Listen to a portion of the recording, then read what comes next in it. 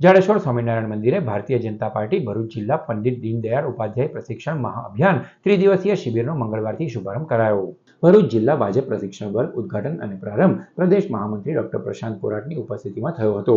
પહેલા દિવસે ઉદ્ઘાટન સ્તોત્રોમાં વક્તા તરીકે ડોક્ટર પ્રશાંત પોરાટ અને પ્રદેશ મહિલા મોરચાના પૂર્વ ઉપપ્રમુખ અર્ચના ઠાકરે ઉપસ્થિત રહી કાર્યકરોને પ્રશિક્ષણ આપ્યું। પ્રશિક્ષણ વર્ગના અધ્યક્ષ તરીકે જિલ્લા ભાજપ પ્રમુખ પ્રકાશ મોદી, જિલ્લા પ્રભારી પરાક્રમસિંહ જાડેજા, જિલ્લા પંચાયતના પ્રમુખ ડિમ્પલબેન રાજ, મહામંત્રી જિગ્નેશ મિસ્ત્રી, પરેશ પટેલ, નરેન્દ્રસિંહ રાજ, ઉપપ્રમુખ નિરલ પટેલ, મનોજ મહેતા, ધારાસભ્યો રમેશ મિસ્ત્રી, અરુણસિંહ રાણા, ડી.કે. સ્વામી, રીતેશ વસાવા, પૂર્વ ધારાસભ્ય દુષ્યંત પટેલ, છત્રસિંહ મોરી, જિલ્લા યુવા પ્રમુખ શક્તિસિંહ પરમાર, ભરતસિંહ પરમાર, યોગેશ પટેલ સહિતના પ્રશિક્ષાર્થીઓ તરીકે જોડાયા હતા।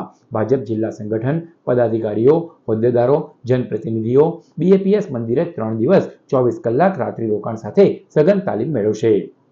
ભારતીય જનતા પાર્ટી ભરૂચ જિલ્લા દ્વારા પંડિત દીનદયાળ ઉપાધ્યાય પ્રશિક્ષણ મહાઅભિયાન 2026 અંતર્ગત આજે જિલ્લાનો વર્ગનું આયોજન થયું છે। અમારા જિલ્લાના અધ્યક્ષ પ્રકાશભાઈ મોદીના નેતૃત્વમાં અને અમારા પ્રભારી પરાક્રમસિંહના માર્ગદર્શનમાં આજે જિલ્લાભરના અપેક્ષિત કાર્યકર્તાઓનું આ વર્ગનું આયોજન છે। કુલ મળીને 30 દિવસનો વર્ગ 3 દિવસનો વર્ગ છે, જેની અંદર કુલ 11 સત્રો છે।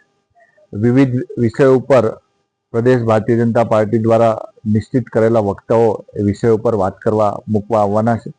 ત્યારે 3 દિવસના અભ્યાસ વર્ગની અંદર પાર્ટીના જે કાર્યકર્તા છે, સિનિયર લીડર છે આ જિલ્લાની અંદર, એ બધાને અત્યારની ગતિવિધિઓથી, અત્યારના વિષયોથી અવગત કરાવીને, સરકારની કામગીરી, સરકારની યોજનાથી અવગત કરાવીને ભારતીય જનતા પાર્ટીના સંગઠનની અંદર કાયમી માટે પ્રથા રહી છે કે જ્યારે સંગઠન પર્વ પૂર્ણ થતું હોય છે ત્યારે મંડળથી લઈને શક્તિ કેન્દ્ર, મંડળ અને જિલ્લો અને પ્રદેશથી લઈને રાષ્ટ્રીય સુધી બધા જ કાર્યકર્તાઓ પ્રશિક્ષિત થાય એના માટેનો પ્રશિક્ષણ વર્ગનું આયોજન થતું હોય છે।